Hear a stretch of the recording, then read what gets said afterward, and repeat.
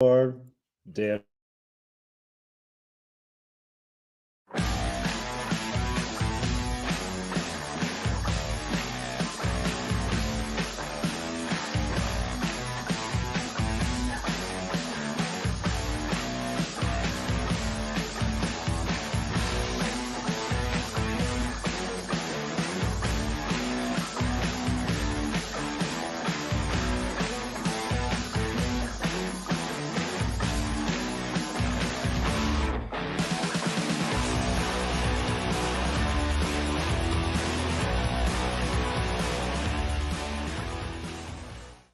And what's going on, Los Angeles? Happy Sunday to everybody.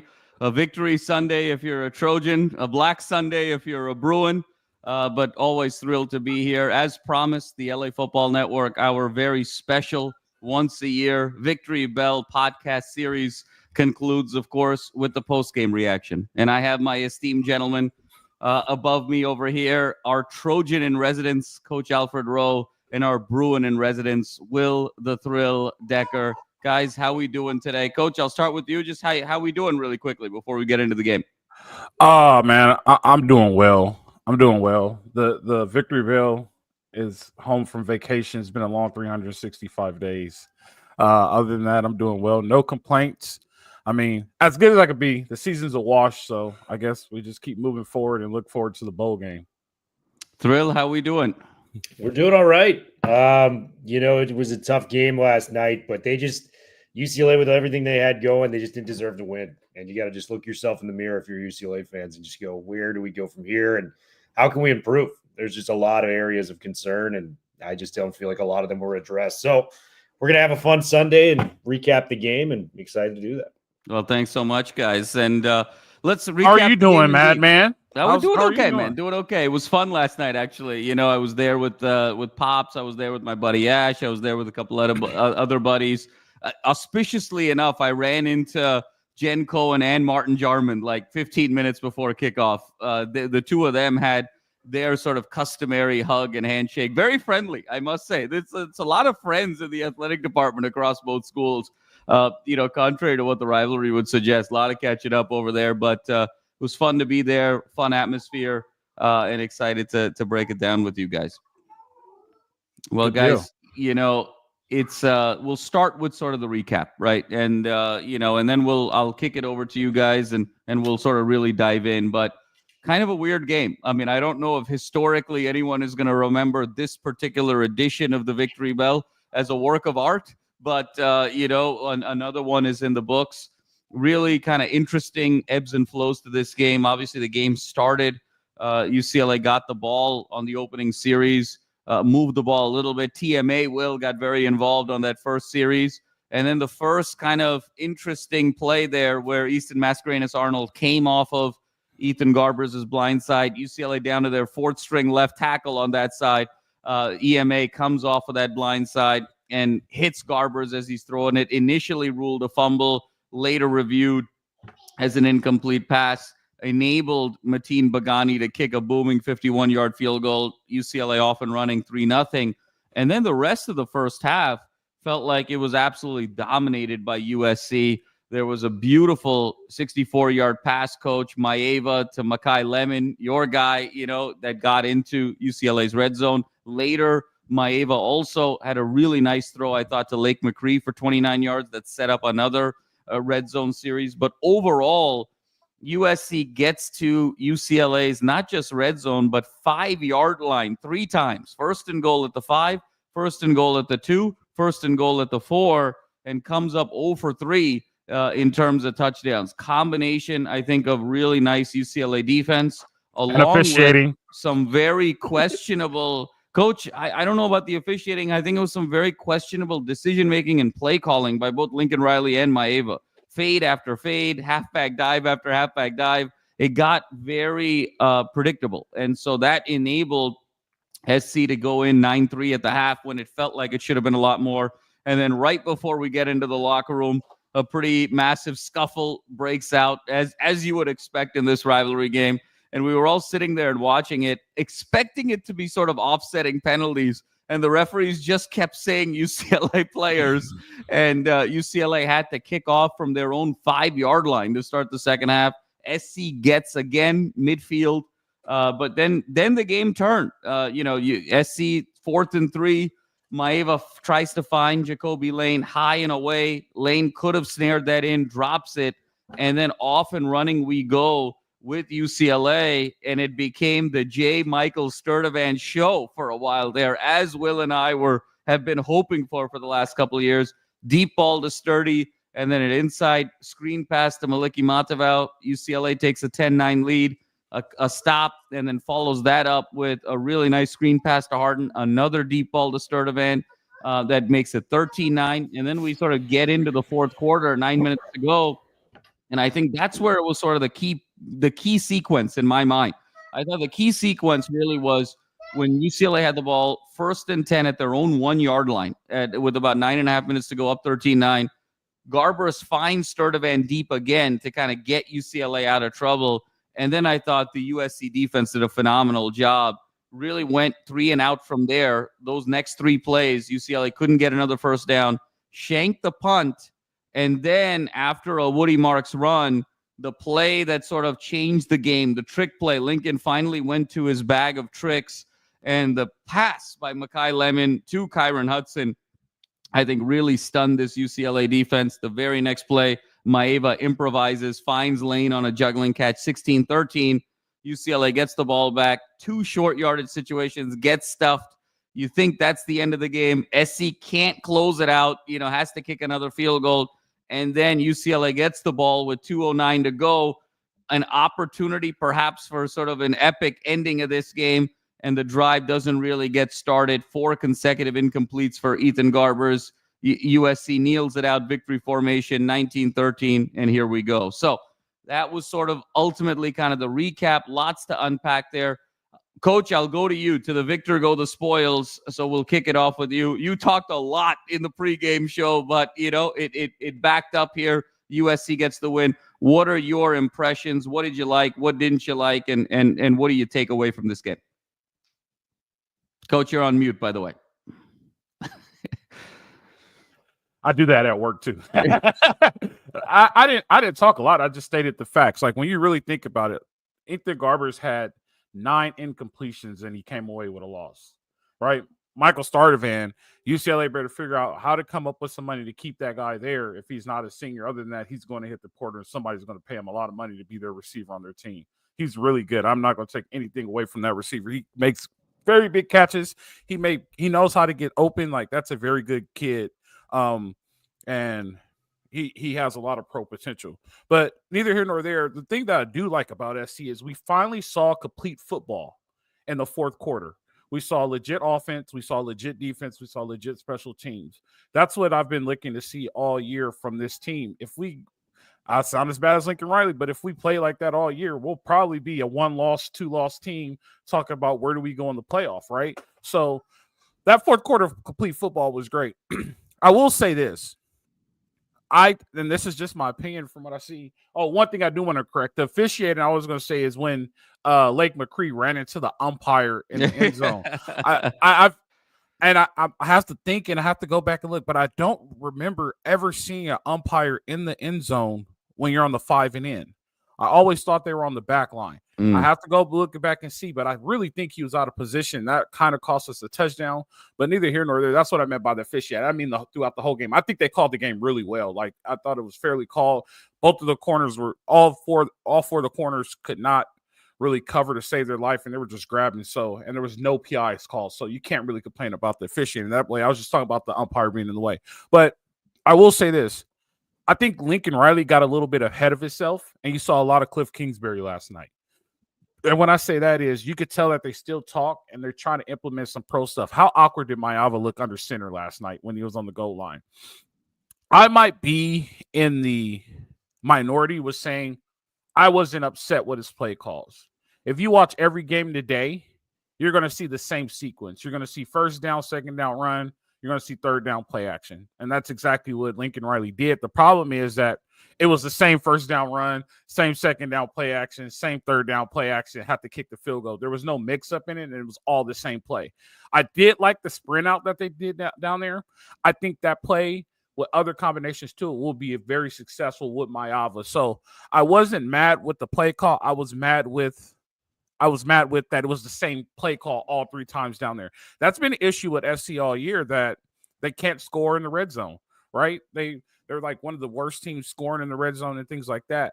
But when it's all said and done, I said it, the better team will win. The SC played better for a longer period of time. They were the better team. Like, altogether, it was an ugly win, but they were just better than UCLA at that point. The score actually should have been 28-13, 10-point win, but they just couldn't score down in the red zone.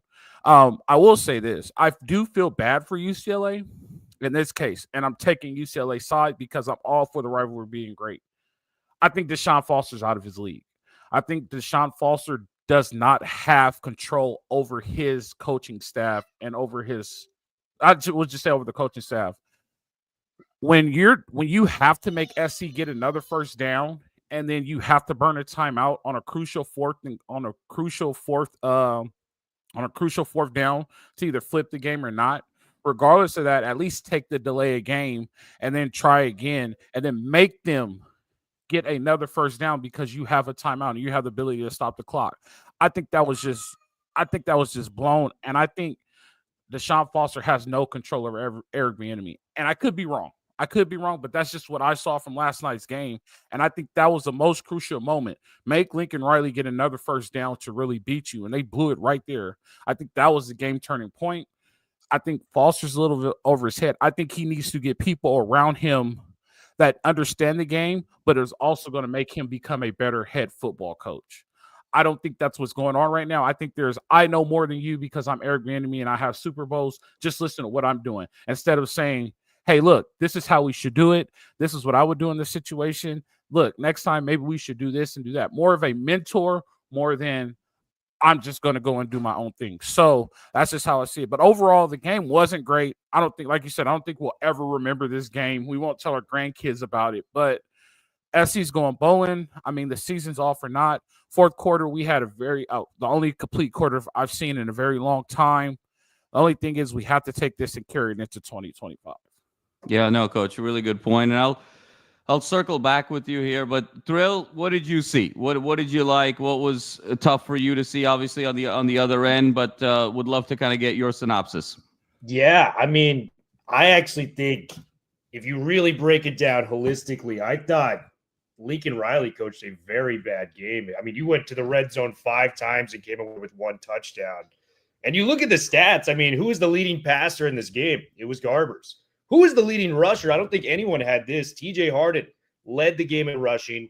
J. Mike, coming from that back of the milk cart. We haven't seen this guy in months. It's like seeing Puxatawny Phil out there with the Groundhog's Day. Like, when he comes out, he has his moment, and then he retreats for another year. We just don't get to see it that often. J. Mike was locked in. So you had the leading receiver, rusher, and passer in this game. You get 3 stops in the red zone in the first half. You're first and goal on all of these plays.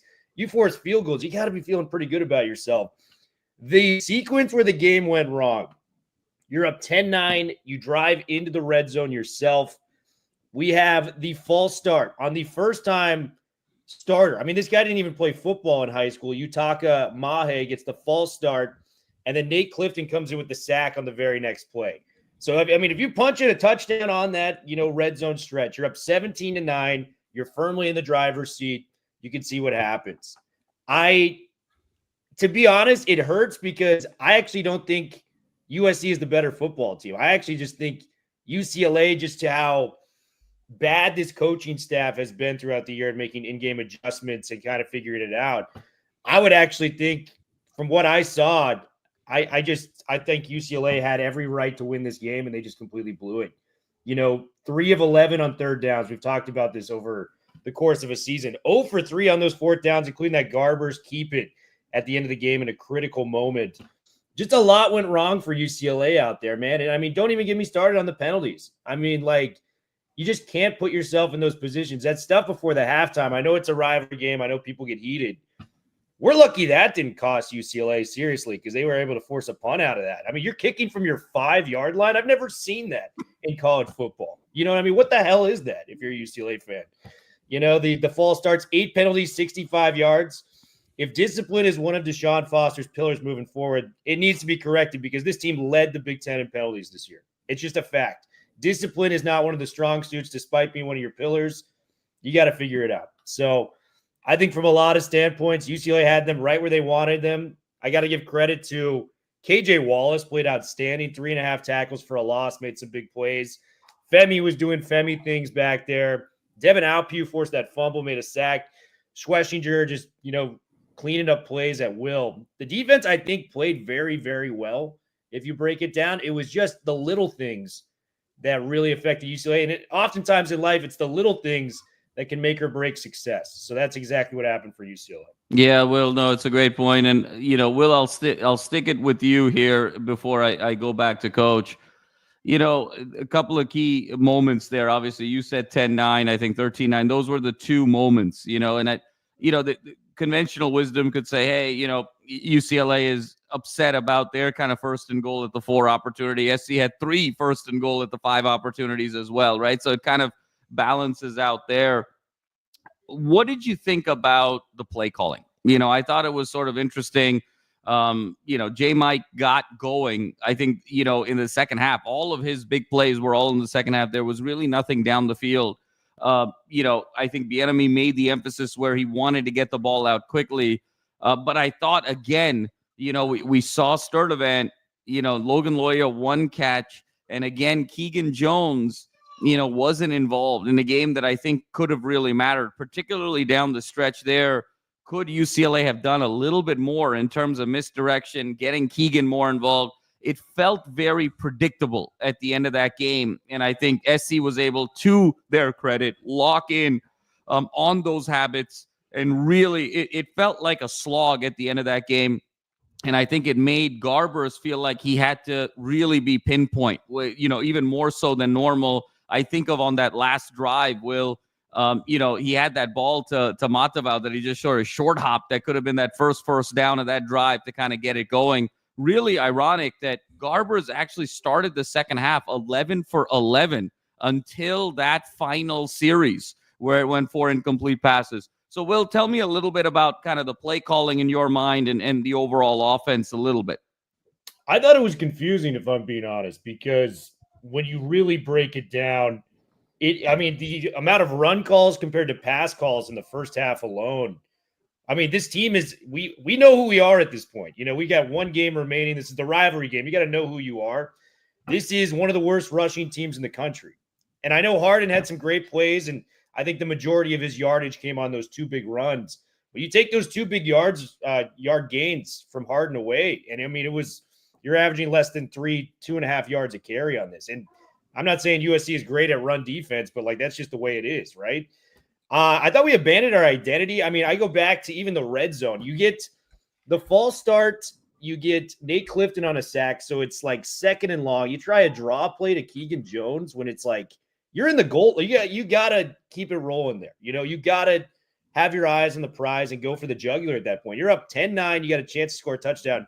Draw play, Keegan gets a yard. It's now 3rd and 15 in the goal. I just hated that play call in the moment. Hated everything about it.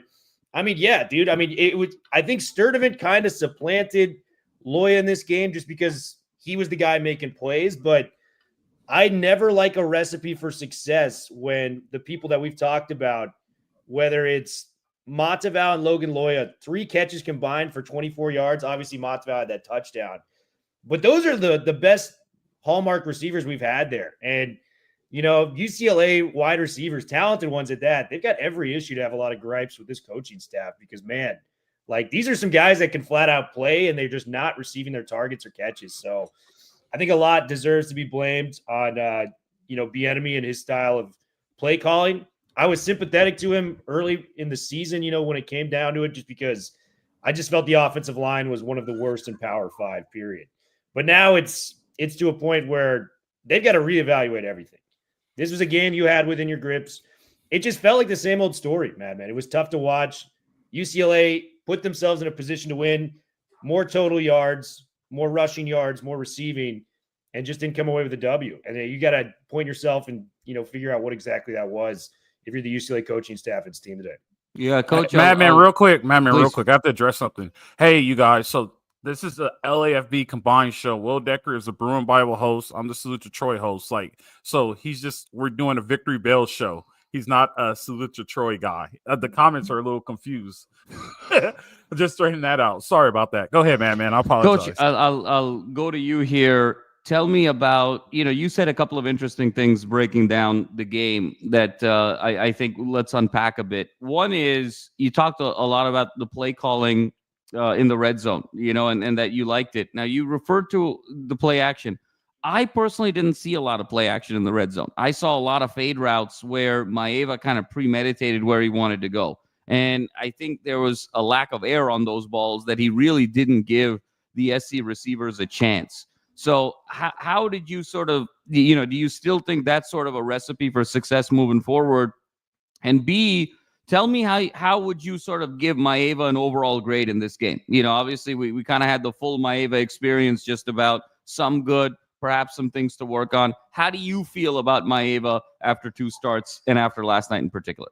Yeah, so if you remember, man, you're talking about the fades actually.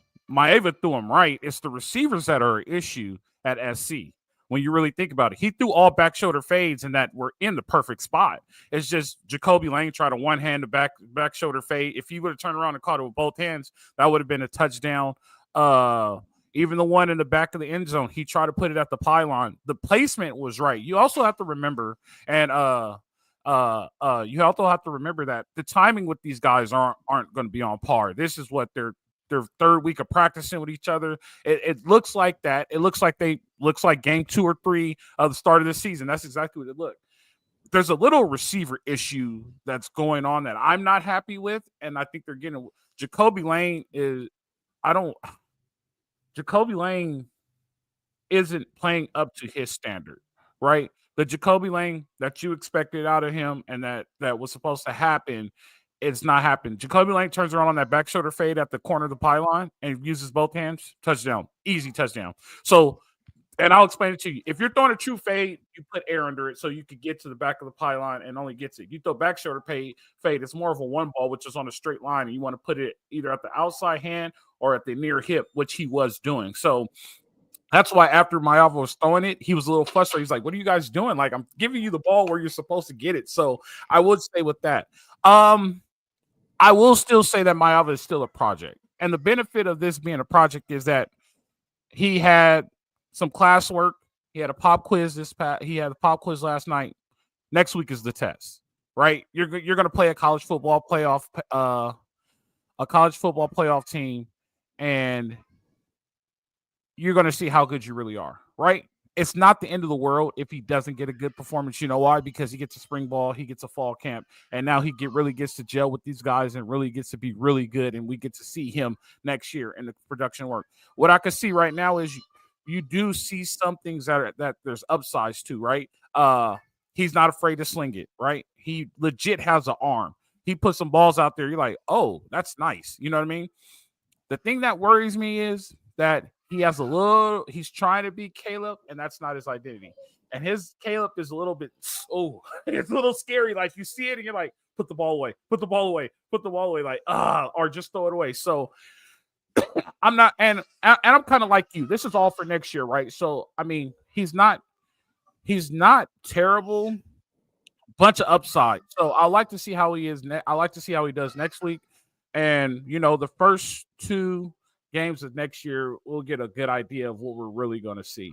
And then on the goal line, let me address the goal line. The under center stuff was play action. And when he sprint out, they did do play action off of it. It was like a little pro style to it. So I know what you're talking about, though. The back shoulder fade that he threw at Jacoby Lane in the end zone, which was a great throw. That's how it's taught to be thrown. And the third one, yes, it was all fades and everything like that.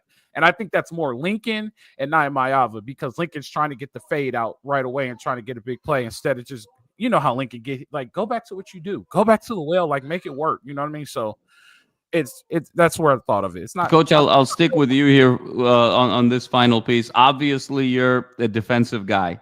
And so what did you see out of the defense that you really liked? You talked about the fourth quarter being, kind of gut check time for the Trojans. I agree with you. For everything that was at stake, I thought that was culturally, holistically, one of the best quarters of football that SC played all year in terms of all three phases of the game, right? I mean, they were able to pin UCLA deep to the 1 yard line with the great punting. They had, the three consecutive great stops defensively. And then the offense finally kind of came through and punched one in with, the trick play led by Lemon. I mean, frankly, Coach, I'll be very honest with you, who had Mekhi Lemon as the best quarterback in this game on their bingo card? I mean, that's, is where it sort of ended out. But tell me what you saw schematically or effort from the defense that you really liked. So I think the problem with the defense comes from coaching. And we talked about this on one of our earlier shows, how all the defensive coaches are down on the field. So when you stand down on the field at the coaching level, not at the end of the end zone, when you're between those two 25-yard boxes and you are at the play, you can't see what's happening on the other side, right? If you're in a box 300 feet above everybody, you get to see the whole play. The fact is that they make adjustments based off of everything that they gathered from the first half, right? And we're seeing sometimes the game gets out of control and the adjustments are too late, compared to where you legit have a guy like, hey, the guy on the opposite side is running too far upfield. You can make that adjustment right now instead of looking at a tablet like, oh, that play. You have nobody tracking the play down, where's the mistake and things like that, which you could all track down in the box. So that's why there was such a complete flip between the first half. The first half, it looked like, oh man, this is going to be bad. I was like, Decker's going to be on my ass. And then all of a sudden you get to the second half and it's like, damn, where's this defense come from? Because they were able to make every single adjustment. They're not making in-game adjustments. They're making halftime adjustments. I think in order to succeed, you have to make in-game adjustments. So, I mean, it's just, those are the things that I think that's why you're like, and you can't cover it all. You can't cover it all in between series, right? You can only get through so much in between series, even though you got a timeout for college football is about 5 minutes longer than a timeout, a change of possession for high school football because there's no TV timeouts. So the in-game adjustments needs to happen a lot faster than halftime adjustments. And that's why you see such a drastic thing. So I think it's more of they need guys upstairs to make those adjustments or tell them what's happening right now, or you're able to track that stuff than having the whole defensive staff on the field and you can't see what's happening on the other side during that play. Yep. No, Coach, two things before Thrill, I'll go back to you. One is to the Maeva point. I agree with you. There was some play action, Coach, but not as much as you saw. I saw it sort of. It was only like two plays. It was like two. It was two. It was like there was only kind of two play action plays. Yeah. I love the arm strength of Maeva. I mean, I think you saw that again. I think the ball to Lemon was spectacular. That incomplete ball to Ford was probably one of his best throws, and then the ball to McCree to set up that second field goal was absolutely terrific. Then you also saw some of the questionable decision making. He was able to jam a ball into McCree that you thought Medrano actually came up with as an interception. There was sort of the fumble. He was scrambling a little bit, but he was also sort of scrambling without necessarily a lot of intent. And I think that's also where I think the Trojan family is trying to understand who is Maeva. Is Maeva a running quarterback, or is Maeva athletic enough to run to extend the play to be able to throw? I think it's more the latter. But I think he needs to still be able to sort of refine his progressions to be able to really be able to exploit that skill. So I agree with you. He's a project. Coach, to me, next week going into Notre Dame, the big thing I'm going to be looking for is the clock. Because I think the clock in his head is still too slow. It's a group of 5 clock. And I think he's been able to get away with it with Nebraska and UCLA and had some sort of good fortune with the ball bounces way a bit. And let's see if now with 2 starts under his belt, that clock starts getting faster, because that's really where the QB development works is that clock getting faster. And number 2, Coach, I thought there got to a point in this game late in the third quarter, early fourth quarter, where it felt like everybody on the field knew that the USC defensive line was going to win the battle with the UCLA offensive line. I think both sides kind of saw it, which is sort of ironic, right? Remember what we talked about going in? We said it's the team that can't sack anybody against the team that can't block anybody. And ultimately, the USC defensive line, I think, won that matchup convincingly. And I think what it did was it allowed the pack more in the box. But I think it also allowed those corners a lot of freedom to be able to sort of play closer up and feel like, they were going to get home on the Garbers and not really get burned on the back end as a result. So I thought, again, the power of being able to win in the trenches and the trickle-down effect that it has over the course of this game. Thrill, I'm going to go to you. Holistically, what you saw, where do the Bruins go from here in your mind? I mean, how do you see kind of next week play out? And then how do you also kind of see this play out in the offseason a bit? How would you sort of overall now grade this season with one game to play? Yeah, I think you got to give it just a raw, honest score. I can't go above a D on this season in any way. You needed a bowl game in year one for Deshaun. It was on the table, and it just didn't come. And, I think for a lot of different guys, we've talked about it, how many guys are leaving this program next year? I mean, that is the mothership that is covering the sun right now when it comes to UCLA football. No Garbers, so you got to have a new quarterback in there. You're losing all of the fearsome foursome, whether it's Femi, whether it's Toia, who is amazing as always. Kane Madrano has been a stalwart within this program. Schwessinger. And you also want to talk about that entire receiving room that felt like it was one of the most talented within the history of UCLA. Loya's going to be gone. Sturdy's gone. TMA, I'm not 100% sure on his eligibility, but it feels like it's at the near end if it is coming back. So, yeah, you got Quasi coming back in that regard, but it's not great. I think for UCLA to be successful in the Deshaun Foster era, they drastically needed a bowl game in year one, and they just didn't get it done. You could point the fingers. I mean, they had the toughest 4-game stretch in college football this year. Indiana, Oregon, at Penn State, at LSU. That sounds like you're playing career mode on NCAA football. Like, it's insane. So just a lot of different things went wrong with UCLA, and they got to look themselves in the mirrors. Like, if this is really going to work moving forward, I mean, year two with not a lot coming back, what can you guys provide that can give the fan base some hope? Because I know I'm tapped into a lot of these UCLA circles as you are. A lot of the fans are kind of, disgruntled right now as it stands. What does that mean, losing to USC and then getting out there and trying to get to a bowl game in year, two? So I don't foresee a happy ending here if it goes on this trajectory, unless if some major changes are made. Well, Charles would have won that game. I'm just saying, Charles would have won last night. I mean, dude, Chip Kelly. I mean, what I keep telling you, man, is it boils down to the timing of it. Like, Chip and UCLA were just not a match when it came down to. I personally don't have a lot of issues with Chip Kelly. I was kind of in the middle on that thing, but it was clear that he just didn't want to do those small things to be a successful head coach of the NIL era. You know what I mean? I think he worked the transfer portal, and I mean, the dude is an offensive coordinator now. Like, he doesn't even want any part of being a head coach. This is not like a guy that left and is like leading a program on his own. He just didn't want to put up with the shit that comes with being a head coach in the modern era today. So, like, yeah, I would have felt a lot more confident if Chip Kelly was out there last night, 100%. But if he leaves in like a normal timeline where we don't beat USC last year, ironically, that's like the Achilles heel of this entire thing, right?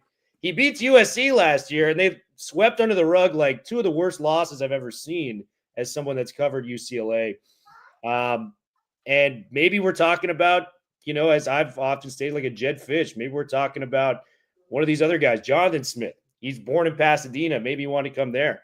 So, yeah, it was the timing of Chip leaving. I don't think it was, we screwed up royally by not bringing Chip back. I think that's kind of my stance on the matter. But, yeah, I forgot what was the follow-up question. No. You said it great. On a positive note, give me your sort of offensive MVP, defensive MVP of the game yesterday. Offensive MVP, I think it's got to be Sturdivant, man. Yeah. The amount of big-time catches this guy makes, you're like going, where the hell was this? It's unbelievable. This guy pops up once every like 4 or 5 months, and he looks like the freaking boogeyman on the football field. And then we just don't hear him for another 4 to 5 months. I've never had a relationship with a player like this where he's so clearly talented, so unbelievably good, And to kind of, talk a little bit more about this, I don't think I'm speaking out of school. Please. I had Darren Chiavarini on the show last year. Former NFL wide receiver, went to Colorado. What up, Chev? I know Chevarini. Yeah. He's a UCLA offensive analyst under Chip. And we were kind of talking, and he's like, dude, this guy is – listen, I've been in some receiver rooms. I've been with Michael Irvin. I've done all these things. And he was like, this kid is as talented as any receiver I've seen at the college level. He's like, it's just going to be a matter of like, how can we get him the ball and how frequently can we do that? And ironically, that's been the thing that's held him back completely. So, yeah, I mean, it's breathtaking to watch this guy play football, and we don't get to see a lot of it. And I think UCLA fans have every right to question, why is this not, why are we not doing this more? I mean, if you saw that 30-yard fade route you're at the 1 yard line, I mean, what a phenomenal catch. The deep ball, you're going, hey, I'd like more of this. Like, this is not something like, it's not like a dessert where you can eat it and you can just. And those were balls, Will, that he was getting. I mean, those were not just like dropping in the breadbasket. I mean, he was going and getting those balls with the catch radius, leaving his feet, having no fear about impact on the ground. It's he's going to go down as maybe the most perplexing offensive player in the history of UCLA football in terms of what could have been and what actually ended up happening from a production standpoint, to your point. Philosophically, this is not like a stretch. Like, if good things are happening, keep doing the good things. Right. That's all I got to say to you. Like, it makes no sense at all. So, yeah, I think that he's the offensive MVP. KJ Wallace, man, when it comes to the defensive side of the football, 3.5 tackles for a loss from a safety. I mean, he had that huge tackle on Woody Marks behind the line of scrimmage. That's number 7. Yep. KJ, he's a former Notre Dame and Georgia Tech transfer, and I mean, he's got a nice reel of film as we roll into draft season now, because he's not going to be back either, right? So you got to completely rebuild this team. I know they started the portal a little earlier this year. They got the receiver from Arkansas, which is, a nice little pickup there. But, man, I would implore Juan Castillo and everybody else, trench work. Go to sleep, wake up the next morning, trench work. This offensive line was an abomination this year. Figure it out if you want any semblance of being a good football team, because you had no run game where your head coach, maybe the best running back the program's ever had in some people's opinions, and Eric Bieniemy was an NFL running back in his own right. How is that possible when the head coach and the offensive coordinator, two established running backs in their own merit, can't get a run game going all year long? Fun fact. I mean, Eric Bieniemy was a Heisman runner-up at CU. Yeah, I was about to say he was about and a national champion. Yes. Coached up Adrian Peterson. Like he's a. How do we not have a run game with that? Riddle me that. Well, as we're riddling you with that, Will, Coach, over to you. Kind of same questions. Who was your offensive MVP from a USC perspective? Who was your defensive MVP? And where do you think, in your eyes, Coach, that the game changed? Or was it always sort of on SC's racket and it was a matter of execution? Where did you think the game changed? And if you didn't think the game changed necessarily early, when did you start getting worried in the game? Well, when I got worried because I sent the text out. Can we put these text messages out on you? Yeah. So guy abandoned ship faster than the freaking Titanic crew. I mean, it was. It was a factual statement, and you legit saw it in that third quarter. And we know that SC isn't the tough guys in this rivalry anymore. And then all of a sudden, you turn into these tough guys, and you're trying to fight or whatever, and then you get out of it with all the 15-yard penalties, like, bro. And now you give them the upper hand, like.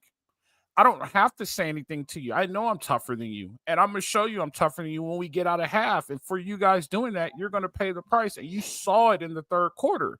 But the only thing is that SC is just better. It's a better team, right? And I think people might say fractions or minimal or whatever like that. But the old saying, Pete Carroll, better teams play better for longer periods of time. And there was periods of times where SC played better longer. And they were able to get down into the red zone 4 or 5 times, right? UCLA got down into the red zone, I think, twice. There's a whole complete difference of that. If SC executes this game, it's a completely different score in the whole ball game. There's 28 points easily put up, maybe a couple of field goals, right? Let's just say because they came out slow after halftime, you put a field goal up. There's another 3 points. So you take You just take a touchdown off of that. But you're still looking at a 20-point game to UCLA's maybe 10, 13. They still probably scored 13, 2 field goals and a touchdown, because that was a great screen call at the time by Bieniemy. But SC was just the better team, and everybody jumped on me when I said that. I'm like, they're a better team. Like, UCLA got hot, and then reality set back in. Like, you got to come back to earth. Like, you guys have to. But I will say this. I thought the game turned at halftime. I legit thought, and I'll say it, I don't care. I legit thought that UCLA was going to run away with this game the way they played after the third quarter, because some soft guys tested their will. We know that SC's not a tough team, and we know that because the head coach does not make them a tough team. But I will say it flipped back in the fourth quarter, and I just think that they were just better. And that's when SC plays a complete game. When SC plays a complete game, that's the product you get, right? If we got that for the whole season, like I said, the conversation is different. There was a complete game in the fourth quarter, maybe because there was a rivalry, maybe because it finally clicked, maybe because of this, maybe because of that. But at the end of the day, just them playing a complete game. We needed to play when we needed it, and we were able to accomplish it. So the third quarter, I thought it was flipped to UCLA. I thought it was going to lose. I legit told y'all, SC tried to play tough guy. Now we about to get our ass kicked. And then, but the fourth quarter, they came out and played all three phases really well. And I thought it flipped back to USC. But I will tell you this, and I will mention it again. UCLA still should have had a chance. And when they were on that fourth down conversion in the fourth quarter, and they had one timeout left, and they had to burn that timeout, and then SC didn't have to get a first down again in order to keep the game, in order to kill the game. I think that changed a lot of outcome of the game too. I don't know what happened. I don't know how they messed that up, but that's something you just don't mess up. That's a timeout you don't burn in that situation. You have to make SC get another first down. So those are my opinions from that game. Coach, offensive MVP, defensive MVP. Offensive MVP is, I'm going to go with my favoritism. I'm going to go with Mekhi Lemon. He played a hell of a game. Yeah, he did. Welcome to Salute to Troy, Will. You know, this Coach, you got to remember something, and the fans know all of it, and the fans love us, and it's a love-hate relationship with Coach sometimes. Alfred Rowe is like an Indian restaurant. I've always said this. Okay, you can go and order what you want on the menu. They will give you what they feel like. Okay, so we can ask Coach any question we want. Coach is going to give us what he wants, you know? So you didn't even ask me on offensive, defensive MVP. You asked me when the game changed. I asked offensive MVP and when the game changed. You can go back and check the tape. I apologize. It was this like 5-minute spiel, and Madman's just nodding. He's like, offensive and defensive MVP. Yeah. That's why it's all love. All love on LAFB. There's nothing to apologize about, bro. Yeah. I have part-time CTE, and that was the part-time I had CTE. So, offensive MVP, Mekhi Lemon, I think he had a great game. Threw for a great pass, had big catches. The defensive MVP, can I give it to a group? I think that front four played really well. Yeah. I'll give it to the front four. And those freshmen are coming. I hope Lincoln Riley doesn't mess this up. Those freshman defensive linemen are coming. I don't know if it's because the talent is lesser, but I hope those freshmen really, really get good and they really get going. Yeah, Coach, last thing I want to say on that point is, in terms of the wide receiver group, feels like even though Lane caught the touchdown and he was sort of the target on one fade route and then that fourth down play at the start of the third quarter, you know, he still only had one catch for 4 yards. Branch, again, was kind of 2 catches for 13 yards. Feels like Maeva is more comfortable with Lemon and Deuce. It feels like kind of those are his 2 guys. And then he also kind of looked to McCree. Is that what you're seeing as well? I think we're starting to see Lemon separate a little bit. I'm not ready to declare Lemon wide receiver 1. I know we've been sort of on the cusp of wide receiver 1. I don't know if this team has a wide receiver 1, to be honest with you. I think Lemon is ahead of the rest of the group, to your point. And so in that regard, your guy is ahead. But again, even Lemon, outside of the one big play, you know, there wasn't much there, you know, in terms of getting the ball. But it does feel like he's more comfortable with Deuce, who had 1 catch, but it was a contested one. And then Lemon with his 2 catches. How are you seeing this wide receiver group kind of shake out going into the offseason? I mean, are we going to see kind of more of a pecking order? Do you foresee perhaps anybody transferring? How are you seeing this thing play out? I don't see anybody transferring. I think everybody stays. I don't think there will ever be a star wide receiver with this class. And the reason why I say that is I think they're all good in their own ways. And there will be games where Lemon doesn't get a catch and Jacoby Lane goes for 160. There will be a game where Jacoby and Lemon doesn't get a catch and Deuce just shows out and we're like, oh, where does this Deuce come from? You know what I mean? The same thing with Mekhi Lemon. And if I think Hudson's a junior, right? So he has one more year. Hudson might have a game like that. And so I think this is a group that complements each other. And I legit think that this is a group that's happy with each other. And I think they really do all want to see each other's success. Like you don't see frustration with each other.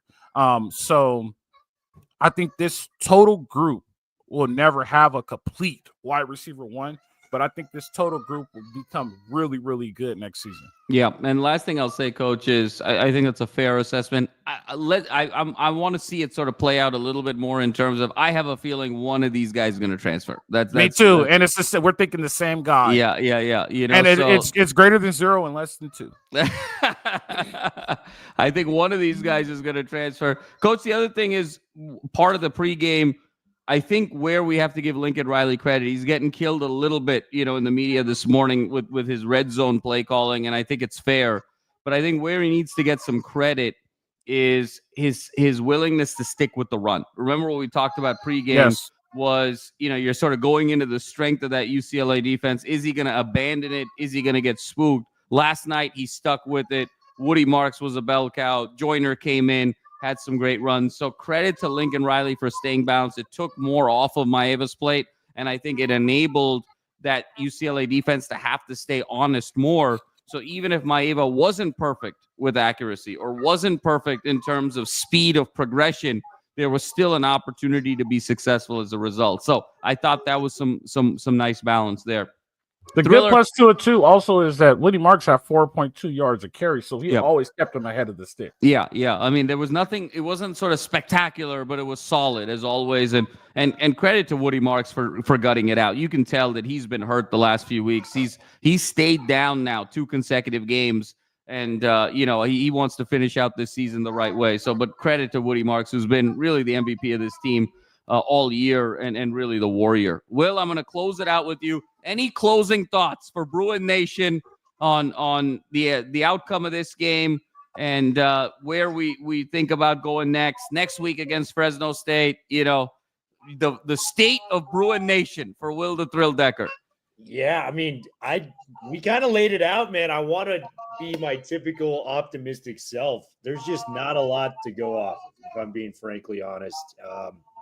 There's a lot of work to do if UCLA wants to get back to being a competent program. You know, I think we've always envisioned UCLA being that kind of school that, you know, Michigan State was in the 2010s with Mark D'Antonio, or like Oklahoma State, where it's like you're not necessarily a powerhouse school, but you're like a top 20, top 25 school. Every 3 or 4 years, you got a chance to maybe win the conference, go to the playoffs. I think that is the goal with that. So if they want to get there, man, it's going to take a lot of work. I'm happy they're already working in the portal, I guess is a positive, because they're going to need a lot of help next year if they want to be any semblance of a team that's destined to, you know, get out of this rut and get back to a bowl game. So the work starts now for next year. That's all I got to say for that. No, love it, Will, and I think you're absolutely spot on. Coach, any closing thoughts on to the Trojan family? Anything else you'd like to jump in on the SEC? You know, man. So closing thoughts. One is we need to report UCLA because the portal isn't open yet. So I don't know how to recruit the portal already. So let's get that over to the NCAA right away. But no, the second one is it's interesting, right? Because this year we were playoff or bust, and then now we're handcuffed by a contract. But there still is some positive from the players that you see. Like, they didn't quit. Like last year's Victory Bell game, they quit. You know what I mean? There was no quit. So I'm kind of positive going into this. I'm not on the inside, so I don't know where the problems are. I can only see I'm seeing from a 10,000-foot view. I'm only seeing on Saturdays, you know what I mean? So I wish I knew what the problems were. But we just have to just take that fourth quarter and carry it over. That's the only way I can see problems going forward. We can't regress next year, right? Regressing next year means a losing season. right? And then Will is throwing it in our face because the Victory Bell's going back on vacation. So we can't let the Victory Bell go back on vacation. So definitely. You asked me one more. SEC. Oh, yeah. I'm just happy Colorado's not going to the playoff. We don't have to listen to that Well, anymore. not yet. We're not out of the woods yet, Coach. Big It's a 12 four-way tie. Big 12 four-way tie for the Big 12. So, it's going to get interesting. Big 12 ain't making it. I don't see a Big 12 team getting in. Well, they have an automatic bid, though. So that automatic bid was actually a myth. Not true. What do you mean? I'll explain it to you. So I saw it the other day that I think he's saying the champion of the Big 12 gets an automatic bid to the playoffs. Yeah, the champion of the Big 12, it's an automatic bid, Coach. It's contractually an automatic bid. I saw some stuff where it says the Big 12 can't make it. They could get left out. They might not get a bye, but they're in for sure, 100%. You can bet the house on that. All right. Well, I don't want the Big 12 to make it because they suck. So that is interesting. I know. Real quick. I'm sorry. That is interesting. So the SEC, which I predicted is not going to be as powerful or dominant anymore. You're welcome. And everybody thought I was crazy. So where does it go now? Does the Big 10 get 4 teams? Where does it go? Well, I think the Big 10 is absolutely going to get 4. And then the question is, does the SEC get 4 with a 3-loss team? Or does the perhaps, Coach, to our earlier conversation a couple of weeks ago, and I know we're digressing, so we'll wrap up soon, is the ACC might get a second team. This could be a world. Yeah. Okay. Yeah. So, well, gentlemen, please, Thriller. My last and closing point. So if you are UCLA, the only thing that's got you feeling optimistic is this guy across town, the coach of USC, $100 million deal. This guy was talking about bringing USC, the mecca of football, coming back. And the dude's got a worse record right now as it stands than Lane Kiffin did when he got fired on the tarmac, at least from a win percentage standpoint. Frankly, UCLA was not a good team. We can stand up and say that. The fact that you guys barely won 19-13 with the coaching staff that all the money could buy and all the resources in the world, we held our own. I can say that. You guys got so much areas to grow and could figure out USC that this makes me feel a little bit better on that. So our own program is going to have its ruts and its disappointments, but my God, USC, it's time. Lincoln Riley, I know you're saying the same thing behind the scenes, Ro. We got to see it in public. I'm saying fire. We all are. Yeah. We got to see it. Yeah. Well, that's my last point. There we go. Thrill. I love it. That was you see how astute Will is that Will went with the misery loves company line right there. That's the genius of Will the Thrill Decker right there. But totally agree. So for one week, a year, we got together, guys. It's always special having all of us together. Coach, I'll see you tomorrow for USC Notre Dame. Thrill, I'll see you tomorrow, day after, for the preview with Fresno State. We'll probably have Wayne on, but it's always special for the worlds to collide. Gentlemen, thank you so much as always. And to our fans, thank you for joining us, where only the LA Football Network can give you this integrated, holistic experience on the Victory Bell. Until next year, gentlemen, take care. God bless, and we'll see you soon.